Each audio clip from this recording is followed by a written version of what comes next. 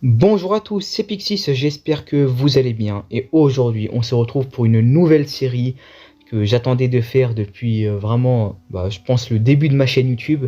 C'est l'histoire de koh avec un grand H. Et oui, on va retracer toute l'histoire de koh par période, de la première saison jusqu'à la dernière saison qui est diffusée actuellement.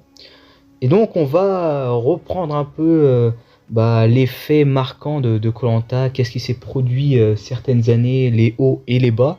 Et on va tout de suite commencer avec le premier chapitre, la naissance. Et oui, hein, clairement, la naissance de ce magnifique programme. Du coup, voilà, koh est donc né le 4 août 2001, adapté de l'émission suédoise, hein, voilà, Survivor Expedition Robinson, diffusée en 1997. Du coup, voilà, qui avait à peu près le même concept que koh. Et du coup, ça a été adapté par le plus connu Survivor US, du coup, aux États-Unis, en 2000. Ils ont fait Survivor Borneo.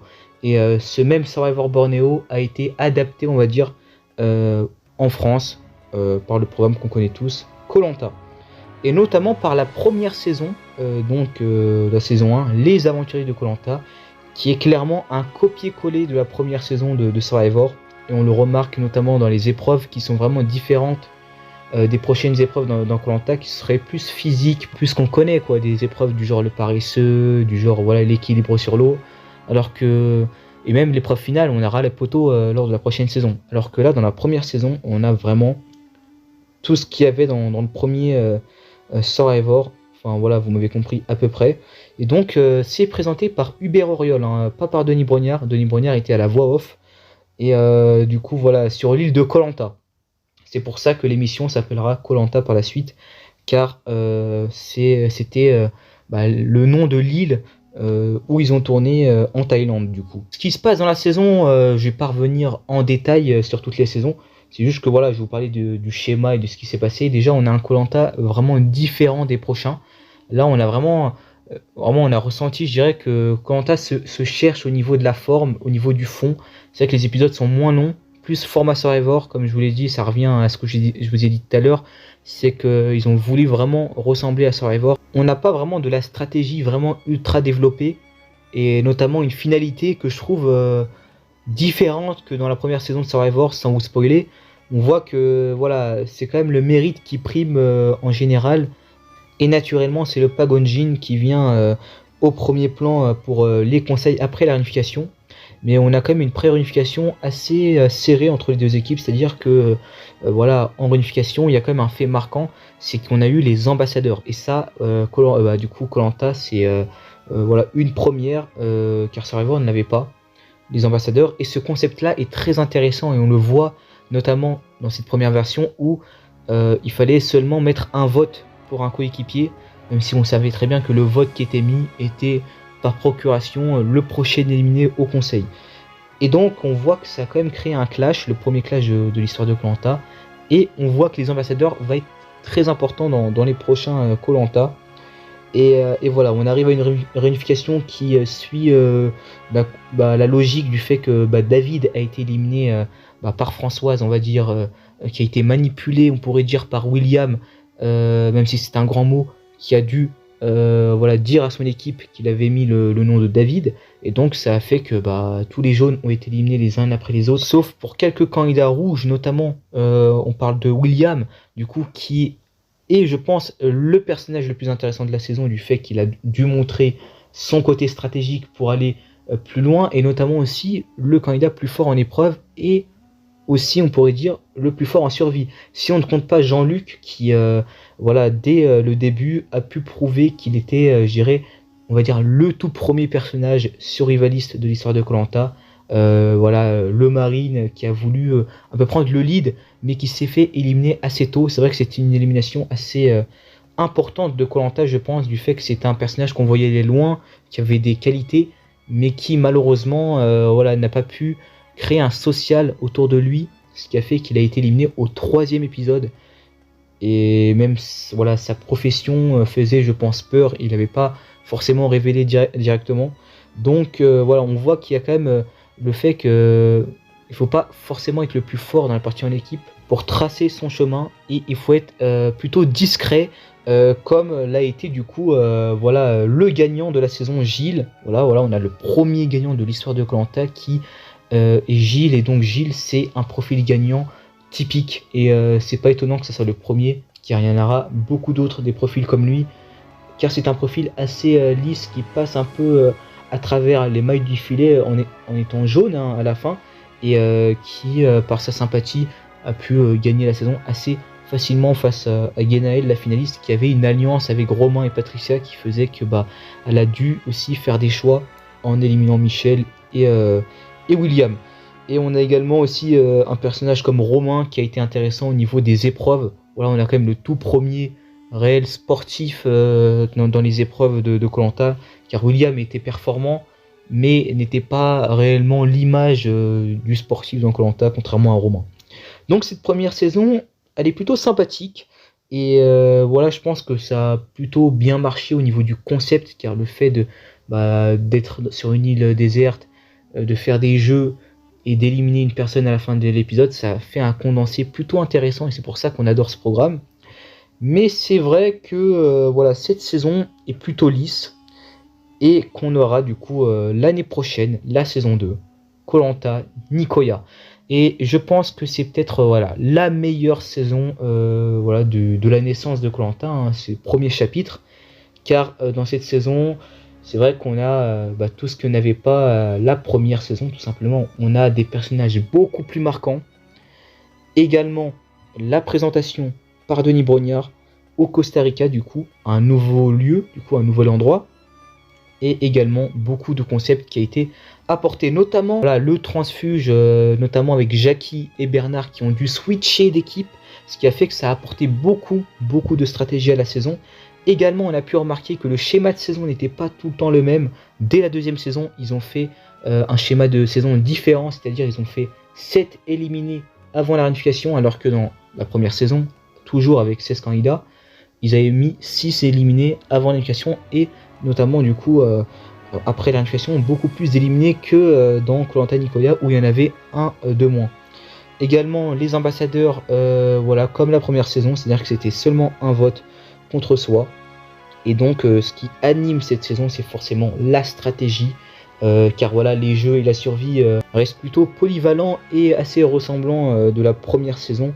Mais c'est la stratégie qui fait de cette saison vraiment l'une des meilleures selon moi, car on a notamment Nicolas, pour moi le plus grand stratège de l'histoire de Koh-Lanta, qui fait une saison exceptionnelle, et on voit à travers ce candidat qu'on peut jouer stratégique et aller très loin, voilà, et puis notamment aussi être sociable, contrairement à potentiellement William lors de la précédente saison qui s'est fait éliminer, car assez compliqué socialement avec certains de ses attributs, alors que là on voit que Nicolas a vraiment formé un gros bloc avec les filles, du coup Marianne et notamment Isabelle, et également Bernard.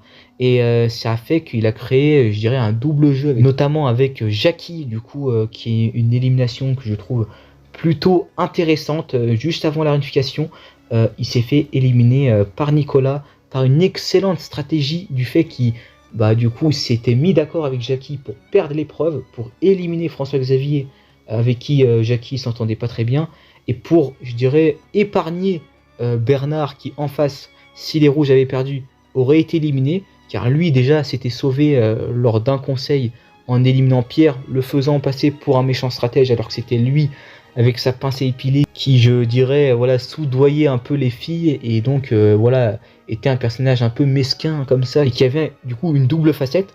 Et on voit que voilà, on a eu deux personnages stratèges dans deux équipes différentes qui allaient se réunir à la réunification. Mais ce que je disais pour Jackie, du coup, l'élimination est très belle, car c'est lui qui, du coup, de lui-même, décide de perdre l'épreuve, et au conseil, Nicolas ne pardonne pas, en voyant que Jackie, à la fin de l'épreuve d'immunité, fait un câlin à Amel en disant, en montrant, je dirais, qu'il avait de l'affection encore pour les anciens rouges, car Jackie est le premier de l'histoire à avoir été éliminé au conseil et après être revenu sur l'abandon médical de Xavier. C'était le premier abandon médical de l'histoire de Koh-Lanta. Et donc Jackie a été éliminé suite à cela au conseil en étant, je pense, le tout premier blindside de l'histoire de koh. La partie en réunification est tout aussi belle, car on assiste à des superbes stratégies, notamment initiées toujours par Nicolas, qui va tout simplement sacrifier certains de sa tribu, les jugeant trop dangereux pour la suite, notamment des François Xavier et également Isabelle, qui avait été une élimination choc, car sa propre alliée Marianne, sa meilleure amie du jeu, l'avait éliminée. Enfin, voilà, du coup, c'était plutôt de la haute trahison. Et finalement, Amel, du coup, l'ultime rescapé des Rouges, arrive à se glisser jusqu'en finale et arrive à gagner les poteaux en choisissant Nicolas, et donc gagne face à lui facilement. Mais ce qu'on a vu également dans cette saison, c'est que il y a eu également une triche. C'est la première triche de l'histoire de koh, avec notamment aussi dans la partie en équipe, la triche du briquet. Rappelez-vous le briquet qui avait été utilisé, c'est vrai que c'était un feu qui était plutôt suspect, c'est-à-dire que d'un coup ils avaient dit qu'ils avaient réussi à faire du feu, et puis voilà, c'était quand même plutôt suspect, car on n'avait pas vu voilà, la manière dont il avait fait, et puis on s'en rappelait que les précédentes fois quand ils avaient essayé de faire le feu, c'était pas le même résultat, il n'y avait rien à voir avec ce qui s'était passé avec le briquet, le fameux. Et également une grande triche à la fin du jeu qui a été révélée notamment dans l'épisode final, où apparemment un remake, je dirais, lors de koh la légende de koh Nicoya, on a eu voilà, des petites escapades, Nicolas le grand stratège avec ses deux complices femmes, du coup Marianne et Isabelle, qui sont allées manger quelquefois chez des locaux du coup. Donc voilà, cette saison nous a apporté vraiment beaucoup. Notamment aussi, j'ai oublié de préciser, Amel, pour la première épreuve des poteaux, qui a toujours le record, je crois un record de 5 heures et quelques, donc très fort. Mais cette saison nous a apporté surtout du grand divertissement et des personnages, des très grands personnages de l'histoire de koh, ce que n'avait pas la première saison. Donc c'est une saison très très importante, et on va arriver notamment à la 3e saison, qui est peut-être la saison la plus choc de l'histoire de koh. La prochaine saison s'appelle koh Bocas del Toro, diffusée en 2003 et donc tournée au Panama pour la première fois. Et donc voilà, cette terre où il y avait eu ces fameux Chitras, rappelez-vous, ces moustiques dévastateurs qui ont donc troublé vraiment le cours de la saison. Mais ce n'est pas seulement ces moustiques qui sont, je dirais, à l'initiative voilà, de ce grand déséquilibre qu'on va suivre dans cette saison. C'est une saison qui est déjà débute avec une composition d'équipe. C'est la première fois que c'est arrivé d'avoir 2 capitaines d'équipe qui faisaient leurs équipes. Tony voilà, pour les rouges et Sophie pour les jaunes. Du coup les doyens voilà, de cette édition. Et donc cette saison a été marquée, hein, comme je vous l'ai dit, avec 7 forfaits médicaux et volontaires. Et donc voilà, beaucoup de choses ont été plutôt troublées au niveau du schéma de saison, notamment avec un remplacement après 18 jours d'aventure. Voilà, Delphine qui est arrivée presque à la fin de la partie en équipe, une partie en équipe qui durait 7 épisodes comme la saison précédente. Voilà, donc on peut voir que c'est pas forcément alterné avec les schémas de saison. Et voilà aussi des défaillances dues au fait qu'il y a eu des abandons multiples, du coup notamment avec l'exil de Tony, on s'en rappelle, et aussi peut-être un conseil de trop pour la partie avant la réunification. Et donc aussi, pour parler du plus évident, le fait d'avoir 2 gagnantes et de ne pas avoir prévu d'avoir un nombre impair pour la partie du jury final, et pour avoir seulement un seul gagnant, et pour pas être en désaccord avec ce que dit Denis Brognard, car c'est une saison, encore une fois, animée par Denis Brognard, et pour le coup, pour avoir seulement un seul survivant, ce qui est dans la logique, quoi. Et donc cette saison est pour moi l'une des plus importantes de l'histoire de koh, car elle nous apporte, je dirais, peut-être le lot des candidats les plus mythiques de l'histoire de koh, car on a déjà le nom de Moundir, qui a été connu pour ses nombreux coups de sang, et pour ses clashs, et pour ses côtés vraiment très agressifs. Et ça, à l'écran, koh en gagne beaucoup, même si c'est triste à dire, mais c'est un candidat très très important qui a été éliminé aux portes de la finale. On a également Tony, pour la première fois, je dirais un réel, contrairement à Jean-Luc qui a été éliminé très tôt, même s'il il avait beaucoup de potentiel. On a Tony cette saison qui avait un réel potentiel et il l'a exploité à fond. Et la production l'a quand même sauvé lors d'un conseil, mais comme je vous l'ai dit, c'était plutôt logique vu que il y avait eu cette défaillance au niveau du schéma de saison, du fait qu'il y aurait eu trop peu d'épisodes. Mais Tony a marqué quand même les téléspectateurs et je dirais Koh-Lanta en général par son fort caractère déterminé à gagner et également cette voix mythique. C'est une voix, voilà, l'homme du Béarn avec ce côté très machiste mais qu'on aime beaucoup quand même.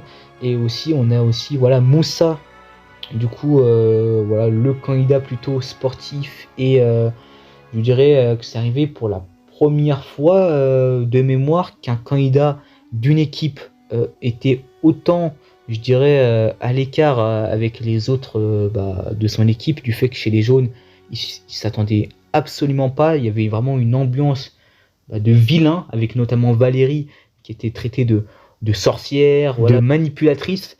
Et voilà, on a vu Moussa basculer du côté de Moundir et des rouges en général, ce qui a fait un déroulé de saison plutôt spécial. Donc ça nous a amené à beaucoup d'éliminations intéressantes et surprenantes. Et également, on a notamment Delphine, du coup, une candidate forcément très importante dans l'histoire de Koh-Lanta, du fait que c'est la fameuse candidate qui est arrivée après 18 jours d'aventure.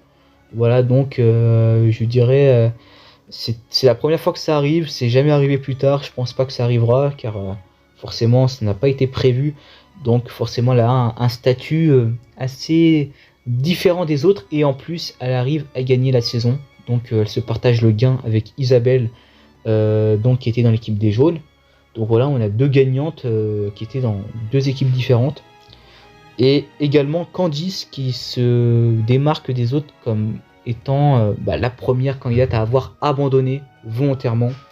Et on arrive aussi avec Hélène qui était une candidate plutôt challenge beast, une candidate qui a gagné beaucoup d'épreuves. C'est la première fois qu'une candidate, voilà, une femme, était aussi forte dans les épreuves. Et en plus, Hélène est également une remplaçante, la toute première remplaçante de l'histoire de Koh-Lanta. Et honnêtement, elle est quand même plutôt mémorable. Donc là, on a affaire à une saison qui a été vraiment le terrain de plein de moments mythiques de l'histoire de Koh-Lanta. Voilà, on passe par les moments de Moundir et également les moments de survie avec Tony, mais aussi les moments d'enfer qu'ont pu subir certains candidats, notamment avec Alexandra, qui a été ravagée par les moustiques dès le premier épisode. On a également des candidats plutôt ovnis comme Richard, qui avait été voilà, la source de moquerie par Moundir, et on avait une rivalité Richard-Moundir qui était plutôt dans un seul sens, c'est-à-dire que Moundir criait sur Richard, du coup le critiquait, alors que lui était tout simplement, voilà, voulait vivre son aventure, et voilà, il était arrivé chez les jaunes, car il avait été éliminé au premier conseil chez les rouges, et il avait été du coup transféré chez les jaunes, car il y avait eu cet abandon du coup volontaire de Candice, qui était remplacé à l'époque. Les abandons volontaires s'étaient remplacés, même si maintenant voilà, Koh-Lanta on comprend pas trop est-ce que c'est remplacé ou pas, mais voilà, du coup c'est un personnage plutôt haut en couleur aussi. Mais on a également aussi une bagarre qui s'était fait, même si c'était amical, ça reste plutôt impressionnant, entre Sébastien et Moussa. Bref, vraiment le terrain de beaucoup de choses, et je pense que j'en ai oublié tellement c'était divertissant. C'était vraiment un plaisir, et je pense que encore aujourd'hui, malgré la qualité qui est pas très bonne, qualité de l'image, je pense que c'est une saison que tu peux dévorer en une seule journée, tellement elle est divertissante. On a vraiment eu un Koh-Lanta qui était pas du tout prévisible. C'était un Koh-Lanta où les couleurs étaient quand même mises de côté, même s'il y avait eu des questions d'honneur entre Tony et Moundir quelquefois. Moussa a changé d'équipe, parfois Isabelle et Delphine ne votaient pas forcément ce qu'il fallait voter, donc c'était pas un Koh-Lanta comme le premier qui était assez linéaire sur un Pagonjin, mais ce n'est pas non plus un Koh-Lanta comme le deuxième, marqué par un grand stratège. Voilà, c'est, je dirais, peut-être le seul défaut de la saison, malgré toutes les qualités qu'elle a, quoi. Et donc on va enchaîner assez rapidement par la 4e saison, voilà, l'aboutissement de la naissance de Koh-Lanta, ce que j'estime pour moi la saison qui clôture ce premier chapitre. Et c'est donc Koh Lanta Las Perlas, tourné une nouvelle fois voilà, au Panama, dans un climat, un endroit plutôt sec. On est à Koh Lanta, je dirais, plus sec que les autres au niveau du climat, avec un soleil de plomb. C'est vrai que le Koh Lanta précédent, Bocas del Toro, était vraiment marqué par les pluies tropicales et l'aspect exotique. J'ai beaucoup aimé le fait qu'ils ont changé d'endroit, malgré que ça soit toujours au Panama. Du coup, Koh Lanta 4, voilà, tourné du coup et diffusé en 2004, une seconde fois au Panama, était un Koh Lanta plutôt intéressant. Déjà, c'est le Koh Lanta avec le premier twist de l'histoire, c'est-à-dire que dès le début, on avait un twist, les hommes versus les femmes. Un twist qui a duré seulement 2 épisodes, ce qui n'est pas beaucoup, mais ce qui nous a apporté déjà pas mal de choses, car ça a apporté ensuite le premier swap. C'est-à-dire que les femmes ont été mélangées aux hommes, et donc les rouges ont été mélangés aux jaunes. Ce qui a créé forcément des stratégies. On a notamment, pour la première fois, la punition d'un candidat, Jean Bernard, qui a été puni lors du premier épisode, car il avait fait des doigts d'honneur aux filles, car les filles avaient un peu nargué Jean Bernard et les rouges, et lui s'était un peu emporté, et Denis Brognard l'avait bien recadré, et il a été du coup pendant une nuit et la moitié d'une journée, je crois, exilé sur un banc de sable, ce qui l'a pas mal fait réfléchir. On a également pour la première fois un conseil au F4, c'est-à-dire un conseil après l'orientation, une finale avec une orientation qui n'est pas éliminatoire. Ça, c'était la première fois. Et Romuald avait été éliminé du coup sur ce F4, du coup avant l'épreuve mythique des poteaux. Et du coup, le fait que Romuald avait été éliminé, c'était parce qu'il était arrivé dernier. Il avait une voix contre lui.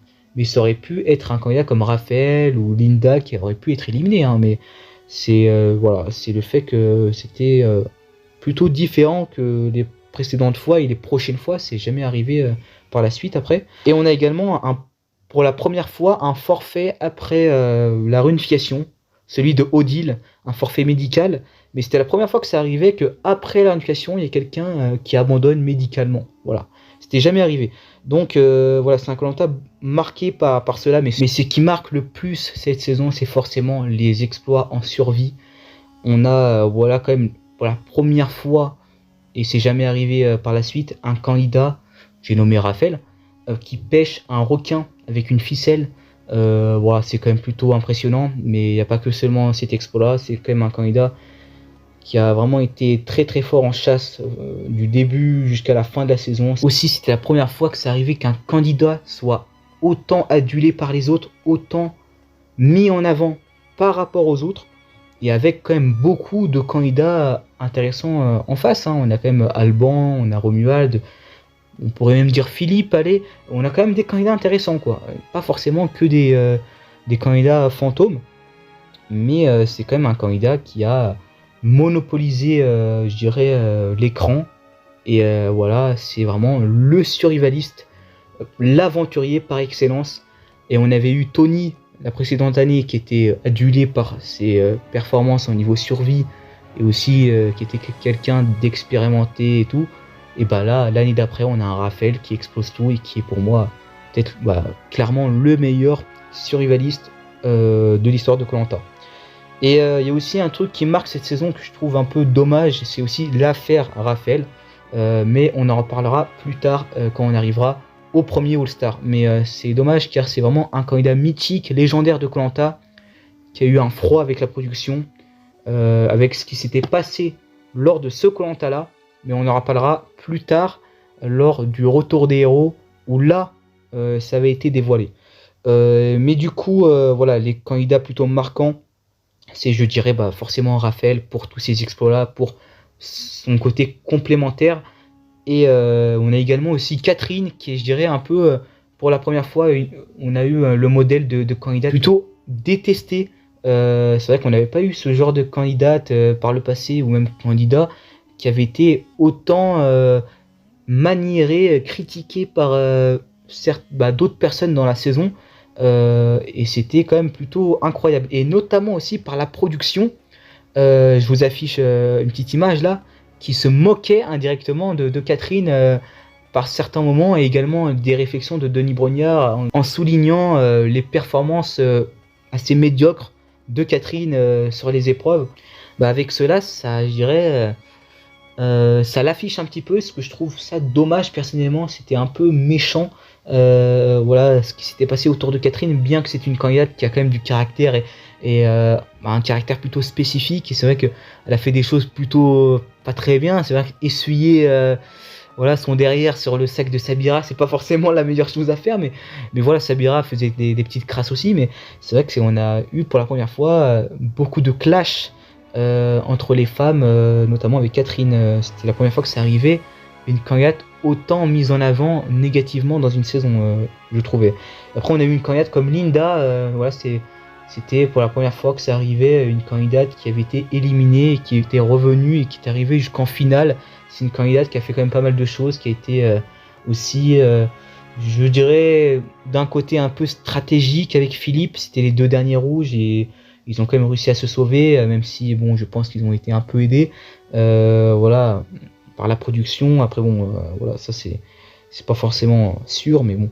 Et également, voilà, on est aussi du coup Philippe, le gagnant de la saison, qui est, je dirais, plutôt marquant par une stat, car c'est pour la première fois que c'est arrivé, le fait d'avoir 100% des votes, voilà, l'unanimité face à Linda, et d'autres candidates et candidats ont refait la prestation plus tard, mais on en reparlera. Donc voilà, et Philippe, voilà, j'aimerais glisser un mot sur ce candidat-là que j'ai malheureusement beaucoup critiqué également. C'est un candidat plutôt bon dans l'ensemble, en vrai. Voilà, quand je revois la saison, c'est vrai que j'avais un peu oublié ce côté plutôt, je dirais, survivaliste du candidat, et notamment peut-être un peu chiant sur certaines valeurs, du fait que bah par exemple il y avait eu Guillaume avec l'histoire de la perle, rappelez-vous, et puis voilà, Guillaume était quand même plutôt catégorisé comme stratège et Philippe l'a éliminé seulement pour ça. Voilà, et puis il a même mis en péril son alliance et son équipe à cause de ça. Et voilà, je crois que c'est tout pour cette saison. Et le schéma de saison est en vrai un Pagonjin, voilà, Pagonjin déguisé à la fin. Voilà. Du coup, on n'est pas forcément sur un très mauvais schéma de saison, je trouve. Donc voilà, c'est la fin de ce premier chapitre de l'histoire de Koh-Lanta. J'espère que vous avez apprécié cette vidéo. Alors on fera ça à chaque fin d'épisode. Je vais vous classer les saisons, voilà, à partir de celles que j'aime le moins jusqu'à celles que j'aime le plus. Alors celles que j'aime le moins, je dirais que c'est les aventures de Koh-Lanta. Dans cette période, c'est celle que j'apprécie le moins. Je la trouve moins intéressante. Après, forcément, elle part avec malheureusement beaucoup plus de difficultés que les autres, vu que c'est la première. Mais j'ai décidé de la juger en tant que telle, de pas la surestimer du fait que ce soit la toute première, car au niveau qualité, voilà, je trouve que c'est vraiment la moins bonne. Et puis ensuite, je mettrai Koh-Lanta de Las Perlas, que j'ai beaucoup sous-estimé, je pense. C'est vraiment une saison que, en vrai, j'ai plutôt apprécié regarder. Il se passe quand même beaucoup de choses, et il y a un candidat que j'aime beaucoup, c'est Raphaël. Il y a aussi Romuald que j'aime beaucoup également, et il se passe pas mal de choses niveau survie, et même stratégiquement parlant, c'est pas vraiment très mauvais. Également, petite statistique que j'ai oublié de préciser, on a également Amélie, qui est la toute première végétarienne de l'histoire de Koh-Lanta. Voilà, j'avais oublié de le dire. Et du coup, en top 2, je mettrais du coup Koh-Lanta à Nicoya, même si c'est vraiment très compliqué, hein, limite top 1, mais allez, Bocas del Toro, franchement, avec tout ce qui se passe à l'intérieur, c'est un truc de fou, mais Nicoya, c'est vraiment une saison de fou, avec, je pense, le potentiel stratégique, peut-être pas la meilleure saison stratégique, mais vas-y, dans le top 5, top 3 même, franchement, avec Nicolas qui est exceptionnel.